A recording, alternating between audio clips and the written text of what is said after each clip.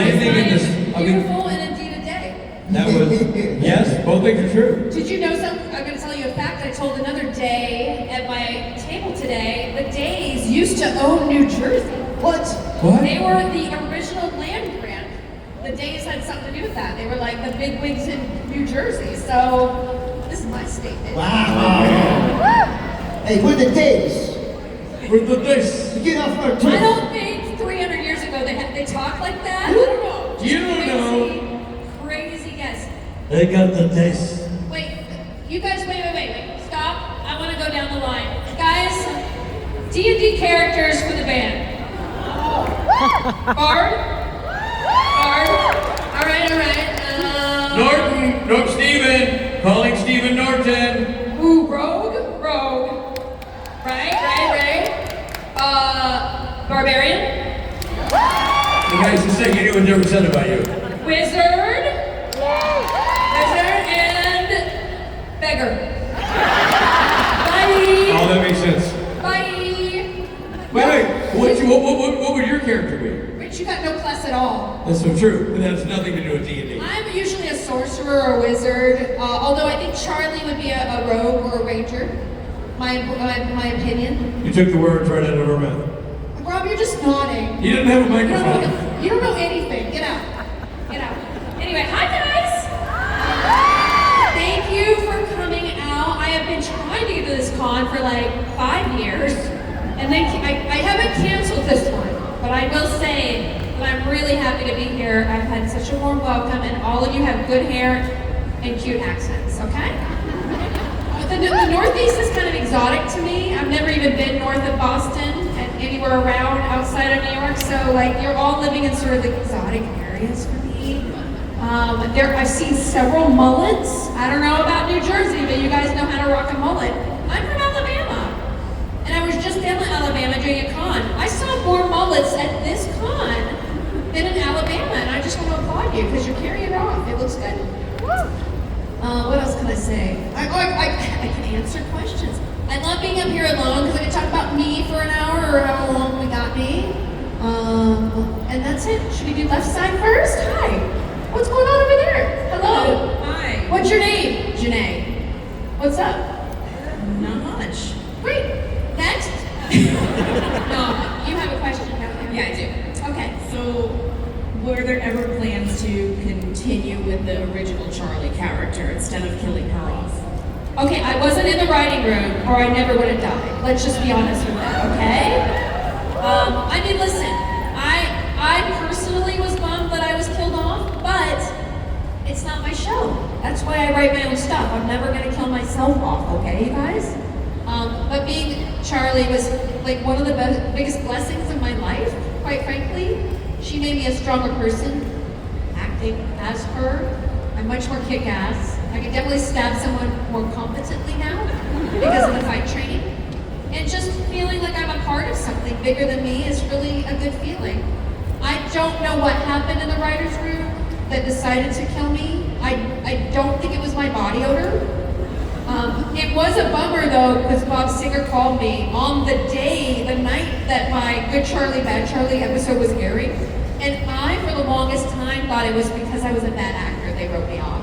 But it had nothing to do with that. It was just they needed someone to make the Steins more evil so that the ending could happen in a really satisfying way for Jensen and Jared, Demon Sam.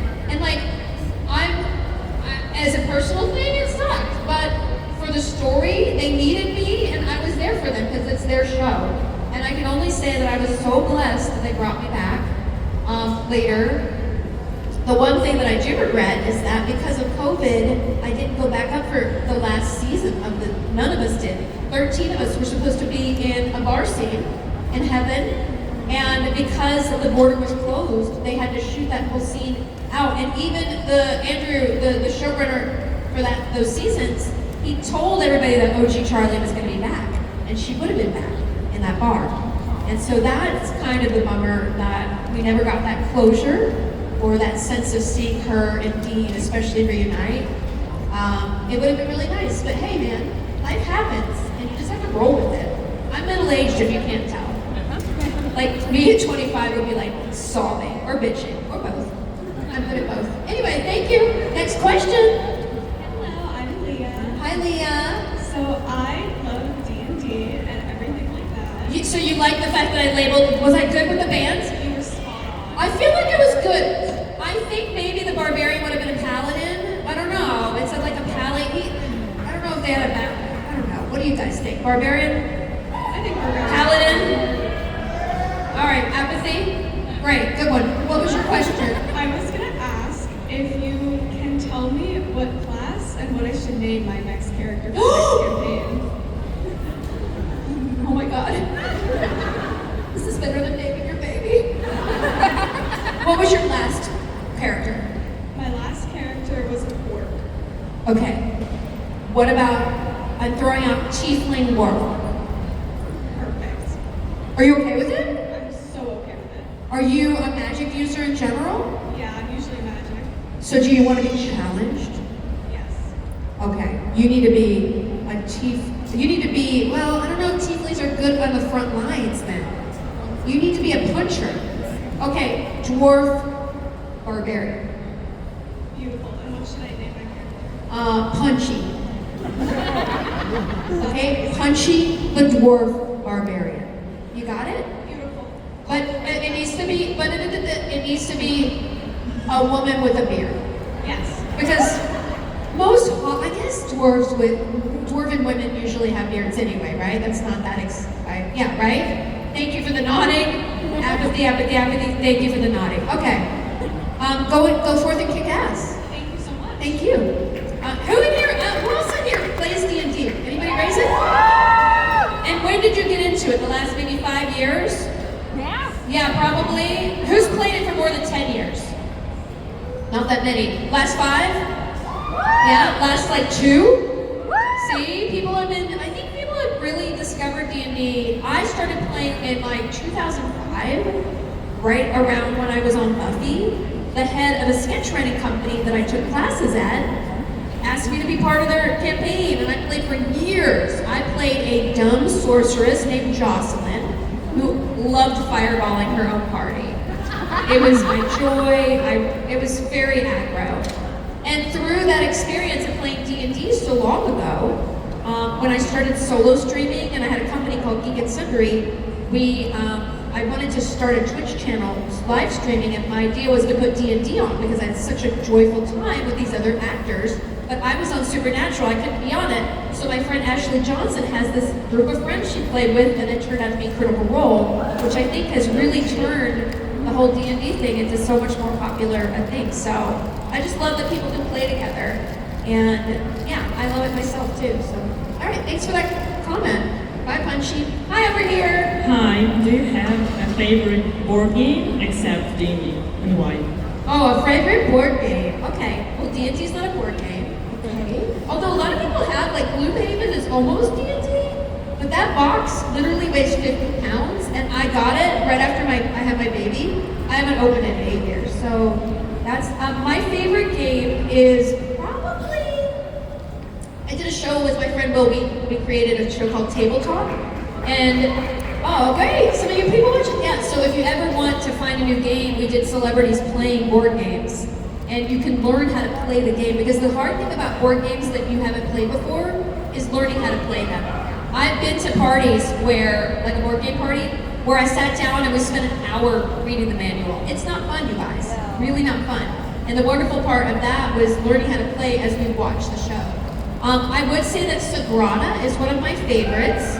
It's really good. You get really pretty colored dice, and you're making stained glass windows with the dice and the numbers, but it's kind of strategic. So you can play it if you're not good at games, but also if you like games. It has deep strategy. I love, Takinoko, which is a really cute game about pandas and growing bamboo. And the latest one I was really in love with is about dragons, and the game is escaping my name. It's the one where you have shops. Yeah, Flamecraft, that's it, Flamecraft. That's the latest one that I play with my daughter. And because we have a friendly local game store near our house, and we go in and buy a game occasionally. And that Flamecraft is so cute, you guys. It has little dragons, and you open doors, and you go and try to, it's just cute. It's super cute. So those are my favorites right now. I love Lords of Waterdeep too. I love board games. I love getting together with my friends and playing games. It's like lessons. Now that after I had a kid, it went away for a while, but now she can play all the games and frankly kicks my ass at them. So it's kind of fun to play with her. I don't even let her win anymore. It's kind of embarrassing. Anyway, thank you for that question. Over here, hi. Hi, Felicia. What's up? While we're on the subject of games, I was wondering if you had any new games you've been hyper-fixated on. And it's not necessarily just board games, but consoles, PCs, stuff like that. Any games that I'm playing? Well, I've been playing Oblivion. Does anybody play like Skyrim? Anybody play Skyrim? Okay. Well, Oblivion Remastered just started, and I've been streaming it a couple times a week, and it's just so good. It's the best. I can play this game 8 hours a day, and I'm not kidding. And when it was out the first time, I did play it 8 hours a day. Nobody could stop me, all right? It was so good. So I've been really into that. I love those kind of games, RPGs, and I love games where I can grow turnips. I love it. Stardew Valley is the best game ever made. Thank you. And those kind of crafting games are my favorite. I know that Coral Island is about to come up with multiplayer this summer, so I'm going to play that with my friends. And they have that new Hobbit cozy game where you can be a hobbit and grow turnips. So like my summer's spoken for. All right. So those are my games that I recommend. You know, I love little indie games too. Like the Blue Prince is supposed to be an incredible game. It's a puzzle game. It's supposed to be the best puzzle game in years, but I'm too busy, you know, playing Oblivion and joining the Assassin's Guild. Because they're not real people, and they're fun to kill. Anyway, next question! Bye. Hi Felicia. What's up? I'm James. This is Delia. Hi. So one of my favorite scenes is the Walking on Sunshine montage bit. Yeah. And I was wondering if you had any stories to share about that. I know you're a singer, so I thought maybe you may have had some input with that, how that whole scene came together. I had nothing to do with it, but it is one of my favorite songs. And I've even seen Katrina and the Waves in person in LA at like an 80s night where they played the song. And I was literally like weeping with how it meant to me. And that was before Supernatural. And the fun part of it is that Robbie Thompson, the writer of most of OG Charlie's episodes, all but the last one actually, where I was departed, he wrote all those episodes and he also did the spin-off. And he wrote Walking on Sunshine into the script. Now I had earphones on and we were actually playing it in earphones. And so when we were shooting the scene, I asked the AC, the camera assistant, hey, what song do you think I'm dancing to? And he's like, I don't know, Walking on Sunshine? He nailed it! And he literally did not know, and it was such a coincidence. So I have no story, I didn't influence the choice of the song, but it truly is one of my favorites, and I think that's why I had such joy. And when you're on a set, and there are all these people staring at you, and you gotta nail it, if you have the right song to accompany you, it just means something, and it just brings a realness to it, and I think that's kind of why that scene is so great, because I love that song. Anyway, thanks for asking. Hi. Hello. What's up? So my question is, what is the weirdest food combo you've ever tried or just seen someone around you try? Okay, what's the weirdest food combo I've ever tried, right? What was the last part of that question? Or like, if you didn't have one, then what's the weirdest Oh, one okay. you've seen? No. I mean, I went to a restaurant and they had pickled strawberries, pickled green strawberries, and it was actually really good, you guys. I've never eaten like sweetbreads or any kind of, I don't like organ meat, no judgment. You go ahead and eat your kidney if you want it, but it's not for me, okay? Or grains. I mean, when I was pregnant, I was really into peanut butter, and I did put peanut butter on a burger one time, and surprisingly, not that bad. I will tell you, you gotta do the crunchy though. There's nothing worse than creamy peanut butter, and I will fight you to death. It's disgusting. It has that sort of texture like KFC mashed potatoes, which is also one of the grossest textures that I can imagine, except it's hot, so it's even grosser. If you heat it up, creamy peanut butter, and try to make me eat it, I punch you in the face, okay? And I don't know why I'm looking at you in particular. I don't know. You're on my list, okay? Thank you for that question. I'm gonna say it. You come up here and try to deny that pineapple on pizza is bad. Oh, I just alienated half of you. Okay, raise your hand. Who likes pineapple on pizza? Thank you. Whoa. Whoa. You know, I grew up on the Gulf Coast of Mississippi, and when you order pizza down there, they send it, I'm not kidding, with things of French dressing. You can dip your pizza in French dressing, so that's kind of weird, and that's like a regional weird thing. People are, you're repulsed. Look at you. This whole region is about to puke. Okay, hi, what's over here? Hi. So we know that Charlie's a really lovable character. I mean, I love her. At least. Good choice. She's my favorite. Good choice. But I wanted to know, like, what parts of your personality you sort of brought into the character, and maybe if it was the other way around. Well, here's a great story. Robbie Thompson, the writer, the originator of the character, he basically wrote himself in the script and just made her a woman. And he wrote her as a Felicia Day type. And Sarah Gamble, the showrunner at the time, God bless her, thank God, she was like, why don't we try to get her? And he was like, really? And I'm just sitting there like, wait to be hired, man. Like, and I actually, the month that they were shooting, I was about to launch my company. My whole company was launching, and we had to have 40 hours of content. That's why I was broken by that company. But we were launching, and I was like, I can't do a show right now. And I read the part, and I was like, well, this is the most perfect part ever written. I have to play this character, A. B, this show's on season 7. They're gonna get canceled at the end of the season. I better get on it now. Seriously, that's exactly what I thought. Because I was on Buffy, and I was on the 7th season, and that got, clearly, all shows get canceled on the 7th season. Shows don't even make it to 2 now, but anyway. So that was why I played Charlie. And she's just such a great character. As far as my personality, I have to say that I was a lot more introverted, I think, when I started, and a lot less confident.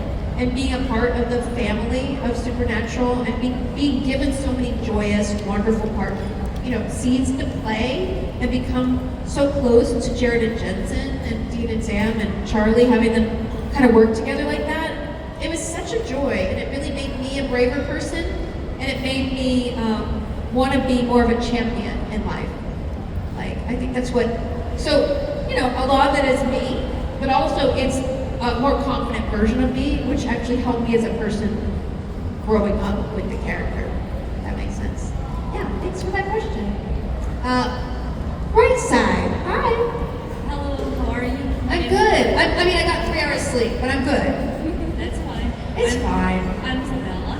Hi. And I would like to know how much you relate yourself with your characters or any character in Supernatural. Like, how was it for you? Like, how you see in your character, it's all of these things.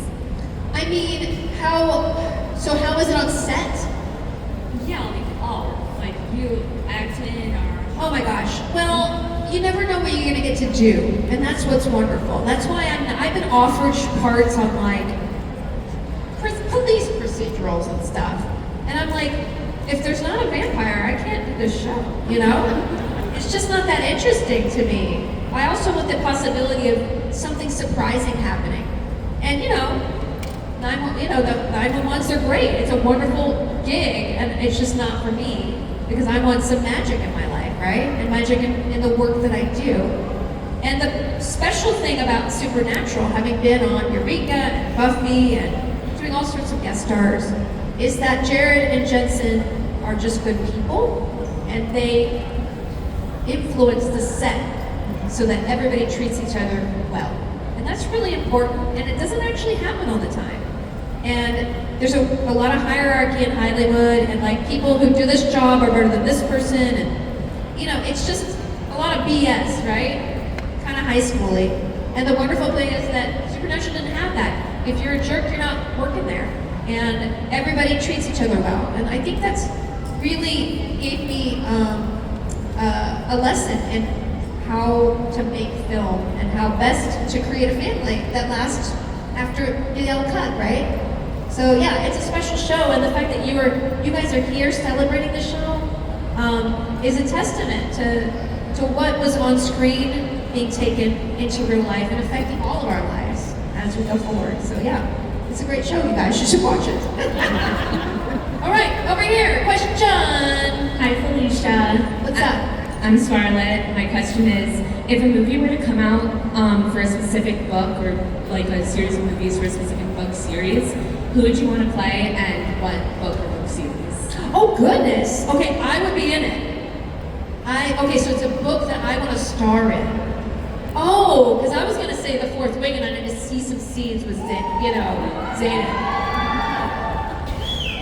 Y'all, Felicia's always like 10 years too early for anything. I had a book club 10 years ago. No, in 2012 I started called Vaginal Fantasy, where we read basically romantasy and anything that had fantasy and naughty bits, we read it all. So I've like done the gamut, but Fourth Wing has something special. And that's a guy whose name starts with a Z, okay? I'm not necessarily perving on fake characters, but this guy, bring him to life for me, okay? Am I going on too long about it? I don't even know what to say about the question you asked. Because, oh wow, there's a lot of fantasy novels. There's a great fantasy novel by Stephen Donaldson called Through the Mirror. It's like a duology about a woman. Did we read this? You've read this book? Yeah, you know this is an amazing book, right? I feel like, I don't know, I might be too old for that part, but the lead character part, she goes through a mirror and goes into a fantasy world from the real. It's a portal fantasy, but it's an amazing 2 books. And it's just so good and so well written. I think I would love to play a character. I mean, in principle, I'd love to play a character who gets to go to another world from our world. Because I think that's awesome, and I read a lot of books. Listen, I read probably 3 lit RPG books a week about people getting transported into either a game world or a fantasy world with a game. I'm writing one myself because I'm like, well, you gotta do something with this because otherwise you're just melting your brain. But yeah, I think that would be my dream, and that's a really good, there's another series kind of like that by Charles Stross. And it's about actually a fantasy. Doesn't have romance in it. I don't know if there's a part for me in it, but it's about a fantasy world where people go and get this drug. It's basically like heroin. And so there's a drug trade between this fantasy world and the real world and it gets really like intense and it's very more it's more of a suspense book and it has a lot of murder and stuff. It's a good series though. Anyway, I can talk about books all day. Get out of here. Hi! Hi, Love you. my name is Maury.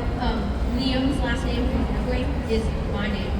Okay. And then, so I graduate high school in a month. So You graduate high school in a month? yeah. Okay, I'm old. So do you have any like life advice? Like I'm going to college and like all that stuff. So do you have any like advice? Well, I wrote my book about my life, and there's a chapter on college in there. And there's a great anecdote in there where I was so focused on getting great grades every time. And I was a straight A student until I took a class called group theory, which is a very advanced mathematics. And I was taking it in the summer, so it was even more condensed. And it was just really hard for me. And I kept going to office hours after office hours after office hours to this professor who had known me for years. And he looked at me one day and he's like, Felicia, the best thing that could happen to you is you get a B in this class. And I was so, excuse my language, I was so angry at him. I didn't do anything but study and I ended up getting an A. But when I think back on that, I realized that he was right. Because these grades, yes, grades are not important, but like the life experience of knowing how to fail and knowing that you're okay is so important. So I guess my best advice is to screw up and screw up with all your enthusiasm and be okay with it. Because failing is what builds you as a character. Succeeding, you don't want to read a book where they never have a problem, right? You want to read a book that has complications, that has issues, that has setbacks, that has horrible things happen to characters because they come out stronger and a better version of themselves. And so I would say take a year off and go travel, figure yourself out. There's some jobs that but if you want to go to college, do that. If your mom and dad are here, I'm sorry. But like my advice would be to like screw up, make mistakes, experiment, try everything, and find what brings you joy. Because you don't want to be grinding for the rest of your life because somebody told you this is the path you need to take. So, great, good. Don't quit college, please. Hi, what's over here? Who's over here? Hi, I'm Madison. So, I really want to know if you could be any Disney princess, who would you be, do you think? if I could see them, be. Any Disney princess. Oh, they all suck. You know who sucks the most? Ariel. Talk about bad decisions, man. That girl, my daughter watched it, and like, you know, I actually didn't let her see any, like, let her watch Moana and Frozen and Brave, and that was it. And I was like, these are the princesses I'm not okay. You can watch them when you're older. And these are the problems, these are the issues I have with these characters. And so then she finally, the last couple months, started watching them. And I was like, how did you like them? She's like, I liked Cinderella, I liked Snow White, I did not like Little Mermaid. She's dumb. I mean, God bless her, she is. But she's not dumb because she's inherently dumb. She's dumb because she wasn't really raised right. She wasn't given the right, circumstance to grow. Again, she should have had a gap year before she got some legs. All right, so if I could be any princess, I guess I would definitely be Elsa because she's most of my type. And the funny thing is, I heard that in the original drafts of Frozen, she was the bad guy. Yeah. She was supposed to be evil, and they developed this incredible sisterhood over time, development time, which is universal. It's so beautiful. Also, she kicks ass, and she has that weird water horse thing. That seems fun. I'm 150. So yeah, I guess I would be. I'll be the 150. I guess I would be Elsa. I don't know. Maybe I'd be a more competent Ariel. I'd be like, no, where's the contract for my legs, okay? Also, let's do a background check on that prince. What's he doing up there? Where is, is he clean? We don't even know. I'm a very romantic person, as you can tell. Thank you for your question. Over here. Hi. What's up? Hi, I'm Bella. I'm going to a LARP for the first time this fall. Wow. Yeah, so I wanted to see if you could help me out, make my NPC character, if you want to help me out. I love it. I love it. Well, you want to do some spells, so you got the baggies in your room, and I would just be a sorcerer, but let's see. You're an absent-minded sorcerer, so you always forget your spells. And you have a phobia of trees. Okay, go. Are you open to this? No, I love it. This is Okay, great. good. All right. You have a brother who's an ogre. And your parents run a potion shop. Perfect. And you're actually secretly addicted to health potions. You sip them all the time. And it's not good for you. Okay. Yeah. It's not the fancy equivalent of heroin. Let's not go there. Let's just say it's like a Red Bull addiction with extra caffeine. Oh, accurate to me. Yeah. Oh, okay. Yeah. Live your truth. You too. Okay, good luck. Bye. Over here, other Castile. Hello, my name is Brianna, and I actually have a sort of meta question, I guess. Is Charlie really as like a tech wizard as the real life in your life? You think, am I a tech wizard? Yeah. I mean, I'm definitely the person in the house who knows how to hook things up. I am not as good, I just made my own PC, but I did it at a studio with someone supervising, and I need to put another graphics card thing in the new PC, and I haven't opened it up because I'm a little afraid to open it. I will say that. I would say that I'm an 8 at it. I feel like Charlie's better than me. She's definitely better than me. I always wanted to be a hacker. And then people on the, guys on the internet, I was like, oh my God, they're so cool. They just turned out to be not so cool guys. Sadly, those lurky people. I just want some white hat hackers to come out because the black hat ones are just way too busy lately, you know what I'm saying? But I think that Charlie is better than me, but I'm competent on a civilian level. Does that make sense? Okay, good. Thank you so much. Put your plate away. Hi, over here. Hi, Felicia. Sup? Do you have any odd pet peeves? Oh, I think it's absolutely disgusting to drink your cereal milk. And if you do it in front of me, I will walk out of the room. Who else is repulsed by this? Thank you. Who drinks their cereal milk? That's the best part! Wow!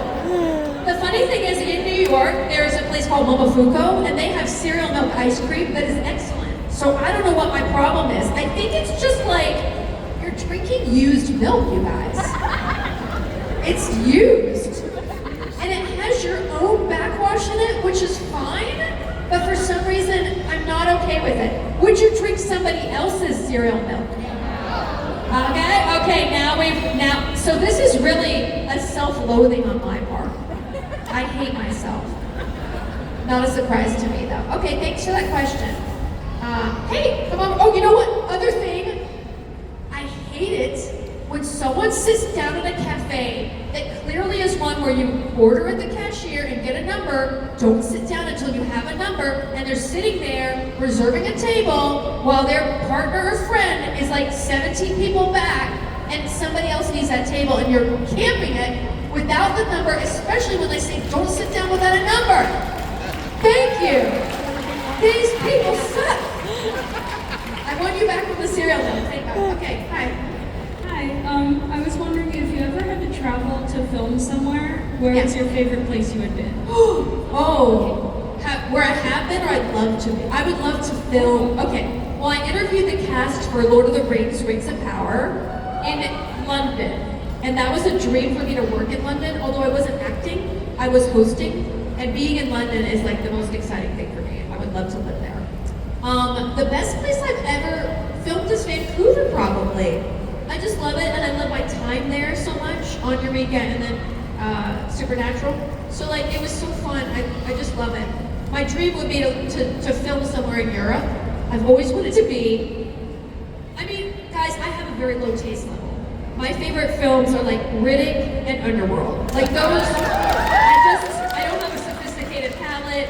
I love people kicking ass, women in leather with fangs, give it all to me, okay? Or men in leather and fangs, both of them at the same time, give them to me. So like, I don't have a sophisticated palate. I'm a little campy, and I would love to go to like Bulgaria and be like one of those ladies shooting a gun into some kind of green screen where there was a monster later. That would be my dream. Low budget Bulgarian movie. Hire me. I'm putting it into the world. Thank you. Over here, question. Hi again, Felicia. What's up? I'm not gonna lie. Sorry? Hi. I said hi to you earlier. We talked about I now. can't see that far. You're just a blob. Makes sense. You're a pretty blob, I can tell. Thank you. You're welcome. I'm not gonna lie, the girl like 5 before me stole my question, low key. I was gonna ask about life advice for someone graduating high school. Okay. Did you like my advice, or were you like, oh? Yeah, I liked your advice. I was initially gonna go for a gap year, but then I ended up doing community college, so I'm doing community college now. That's good. Anyways, my question. Okay. Your new question. My actual question now. Okay. Do you like read or write fan fiction? And of what? I do not. I accidentally read some petty Bad Horse fan fiction from Dr. Horrible once about 15 years ago, and I was like, never again. It was only the first couple of paragraphs, but it was scarring, you guys. Also, fan art. I'd like to say to you, never Google My Little Pony fan art. You will see things that you've never, on the horse track, you will see things. I was in My Little Pony. I played Pear Butter, the mother of Applejack, which is cool because that was my pony when I was a little kid, one of them. And I was so thrilled that the minute that I was on the show, I was like, oh my God, I can't wait to see my cute little pony. And I'm like, I bleach. Please, what are you doing, pony fans? It's just not okay. Anyway, I haven't written fan fiction, but I do love the fact that people write it. I don't have enough time to write anything. I'm working on a Guild reunion movie. I'm working on a sequel to my biography. I'm working on a lit RPG. I'm writing so many things right now that I have to freaking focus. But what I love about fan fiction is it gives people the freedom to just start writing. And I have to tell this to myself all the time. You get better as a writer when you write. You just have to do it. And it's the same thing with making a film. People are like, how do I become an actor? I'm like, I don't know. Get a friend to hold a camera on you and do some scenes and see how you are. See if you're happy with your performance. What is it that the other actor did? You know, actually dig in and make things, because you will learn more doing than ever going to film school. Like, I'm sorry, like the arts, yes, of course there is value in studying with people who know what they're doing, but you don't need a film degree to become a filmmaker. You don't need an acting degree to go to act. Nobody really cares about your degree when you're like 2 years out as an artist, right? It's all about your work, and so you get better by doing. And so that gives people the tools. There's some Zayn fan fiction I would read in a heartbeat, but also I write my own books, so I can't really read other people's reading, you know, because there's a lot of really famous books that people just upright and stole fan fiction for, you know? Yeah. So anyway, I could go on and on, but that's just my quality. Hey, thanks for the question, though. Do you write fan fiction? I don't read or write fan fiction. I just wanted to ask. Okay. My backup question. All right. Does anybody here write fan fiction? Okay. There's enough. That's enough. Put some Charlie in there. I won't read it. You can do whatever you want with her. Hi. Hi, Felicia. Hi. Me and my friends know you from MST, but I was wondering what would you suggest a plot point for me for my D&D campaign? Wow, I love this. I love this. A plot point. Are you a DM? Yeah, and it's Skyrim related. Okay, it's Skyrim related? Oh, that's so good. Okay. Wow, this is a really good question. I would involve the Thieves Guild, right? Because I'm doing all the Thieves Guild quests right now in Oblivion. So I think the Thieves Guild stole something that one of your characters needs, and they have to learn how to deal with the Thieves Guild to get it back, okay? Is that okay? Does that work for you? Yeah, it works really well. Thank you. Okay, thank you. All right, no notes. Hi, over here, what's up? Hi, I'm Sabrina, and I was wondering, since you played a lot of D&D, if you could give Sam, Dean, and Cass like D&D classes and races or just characters, what would they be? Oh, this is hard. Oh, this is really hard. I mean, whoa. I definitely think Dean is a rogue, right? Maybe even assassin character, right? He's kind of sneaky. I don't think he's as much as I think Sam is 100% full-on fighter. And he might even be a paladin, because he's kind of a goody two-shoes, right? Yeah. Who agrees with me about Sam? Paladin? Okay. Wait, what'd you just scream? I agree, Paladin. Okay, you agree. Okay. What about Dean being a rogue? Yeah? No! Okay. Okay, so, magic. I don't think Dean's a magic user, is he? No? What do you think? Just like a fighter? Just a straight-up fighter?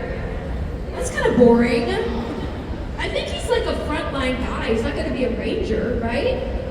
You guys, okay, throw some things at me. What? A monk? Dude, no. No, I mean, his fighting style maybe, but he's not a monk. Oathbreaker? Oh, that's a good one. An Oathbreaker. Okay, you nailed it. You nailed it. That's complex indeed. Yeah, I like it. Okay, Paladin, Oathbreaker, and Cass, a barbarian? No. I would have to say healer, right? Or like a magic user, a wizard maybe. He's kind of cerebral. He's pretty cerebral, right? And also you already have a paladin, so you don't need a healer with that group, right? All right, I like this. I like it. They need a rogue. They need a Charlie. You're right. Okay, we'll complete that later. What side was I on? I need to go over here. Okay, great. Hi, I'm Mariah. So I've been playing D&D for like 2 years or something. Nice. And like, I want to know like what I should do for my next campaign. What you should do? Are you a DM? No, but I want to try to DM. Okay. Well, why don't you set? Oh boy, this is hard. Are you going to use like D&D as a setting? Okay. Let's see. I think you should have a kidnapped child you have to find. All right? A kidnapped child, we get hired by someone to find their kidnapped child. But it turns out, you gotta have a twist in there, right? It turns out the child never existed. And you have to figure out why they faked a kid being kidnapped. There you go. I'm here all day. Next question. Next time. What D&D character do you have? What a relief. Oh, they're getting out of here. This might be our last question. Hi, hello. Hi. My name is Nikki, and I just wanted to tell you I love your character, Charlie, and how you portrayed her. Thank you. So badass, and I just love how you did it. I just love your character. You know what? That's the best way to end this panel. I really appreciate it. You guys have been such a great audience. If you guys have a ticket, I'm going to be here at 4:15 and I'm not here tomorrow. So please come by my table. I'll be there right after this. And thank you guys for loving the show. Supernatural.